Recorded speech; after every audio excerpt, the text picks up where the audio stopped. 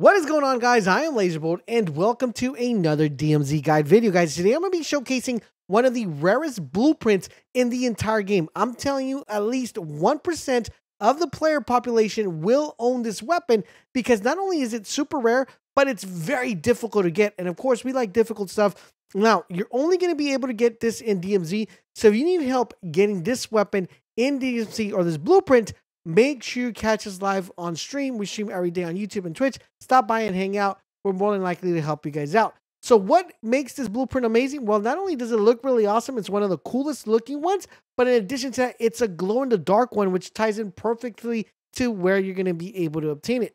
Now, what do you need to do to get this? Well, you're going to do 5 different things.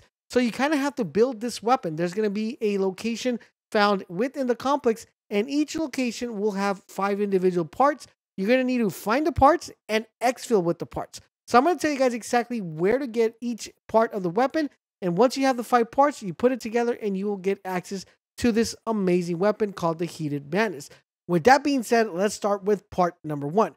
To obtain part number 1, guys, the best option to do if you want to get this part really fast, really easily, you're going to want to make sure you infill through the bottom of the bridge on the upper north part of the map. You guys should already know it. I'm going to show you guys exactly where that's in the map. Once you infill, that's going to put you exactly dead on into the location where you're going to find this particular weapon part. What you're going to want to do is navigate through the waterway, work your way up on top, and once you're on top of the way, there's going to be a couple lasers, but there's going to be a wall that has a cardboard or a wooden plank with some red lines across of it, like a 0 and an X. What you want to do is throw a Semtex or throw some C4 there, blow it up, and that's going to give you access to another side within this room. This room is going to be filled with water. What you want to do is you want to go ahead and swim in and go straight forward, and there's going to be a door there. You're going to probably have to do this 2 tries unless you have the breathing one that allows you to breathe underwater. So what I did is I went ahead and went forward and opened the door and came back and got breath.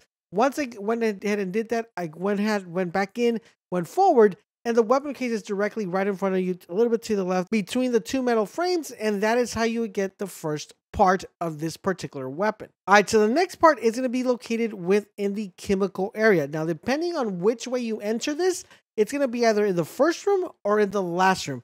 If you're going to be infilling from the area that puts you inside the chemical room, which is the one next to the upper north of the map next to the oasis, that's going to drive you right inside the chemical room. This part will be located in one of the rooms at the last section of you turning off the gas and turning it back on. Now, if you're infilling from within the dark area, it's going to be located in the first room. So basically what you want to do is if you're coming from the oasis, it's going to be the last room. If you're coming from within the dark room, it's going to be the first room. And it's going to be the door to the left-hand side if you're coming from the dark room. And it's going to be the first door if you're coming from the oasis. On the right-hand side, go a little bit inside and turn off the gas. Make sure you have a gas mask, some radiation blockers, and you're going to find the part located right there on the corner.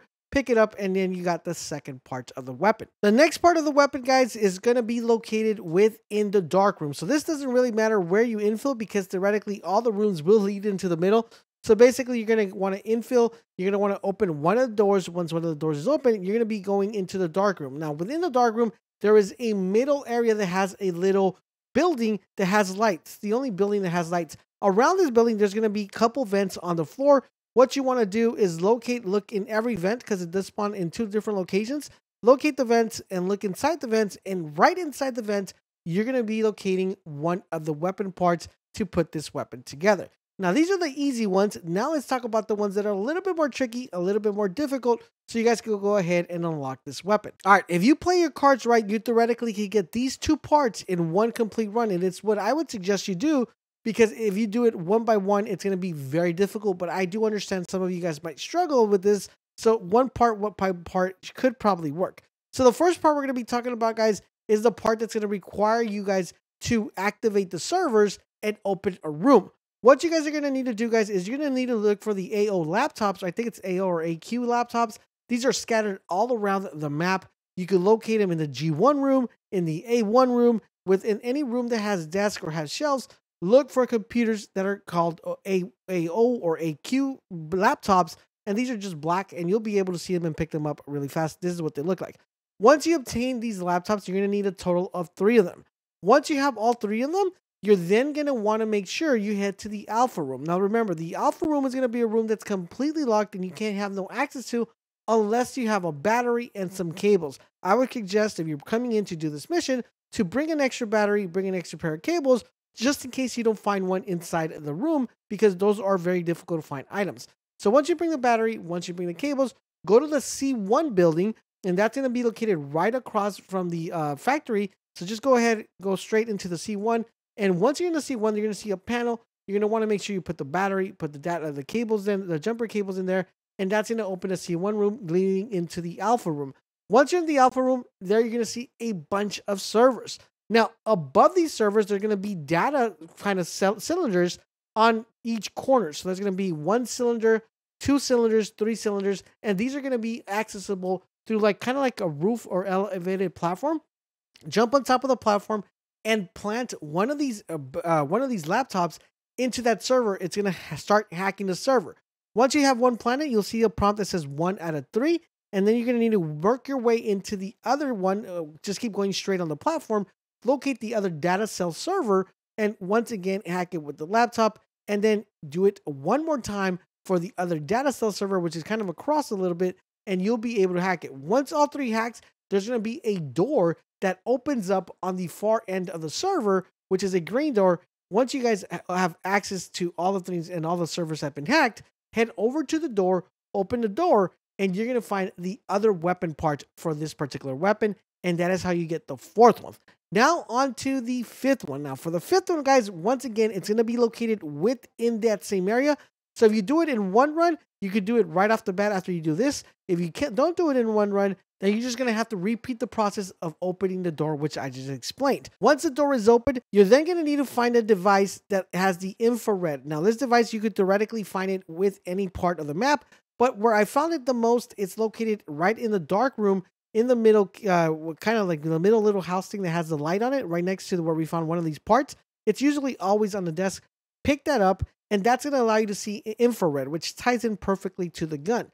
So once you have that device, head into the alpha room, and you're going to be located a door that's upstairs where you guys have done other missions. There's going to be 2 turrets, so it's very difficult to miss this section. Just work your way up there. Right in the middle, there is going to be a door that's yellow, and right on the door, there's going to be a keypad. Now, right above that keypad, there's going to be some weird-looking figures. Now, these weird-looking figures are going to correspond to a specific number. It changes randomly, so it's not always the same. So you guys have to make sure you keep an idea on what these particular numbers are. So once you guys have the weird numbers already in your head, or you wrote them down, make sure you guys keep a mental memory of what they are, so you guys can go ahead and go look for what that letter or what that symbol represents in numbers. Now, I know the question here is, Laser, where do I go look? Well, you're going to use that device that we saw, the infrared device. That's going to show you guys the hidden stuff. Now, once you see the symbols, you're then going to work your way down, and along the side of the wall, there's going to be blackboards. Now, within this blackboard, there's going to be a whole weird-looking set of codes, but the main thing you want to be looking for is the symbol and an arrow pointing to a number.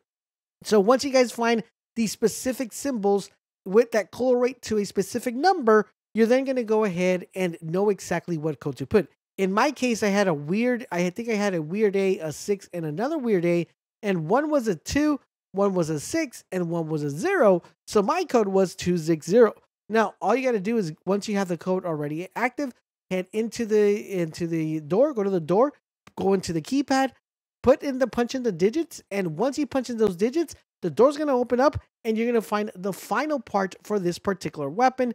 Once you find the final part for this particular weapon, all you have to do is exfil, and you will be able to get this awesome blueprint. Now, remember, one thing I didn't mention is for each of these parts, you're going to have to exfil. If you don't exfil, you're going to lose it, and you're going to have to do it all over again. If you think it's too hard and need some help, we stream every single day here, live on YouTube, live on Twitch. So stop by, hang out. You guys are not going to want to miss out, because we will be helping you guys get this done. So make sure you stop by and hang out YouTube or Twitch. Links are down below. Thank you guys for watching, and I'll catch you guys on the next video.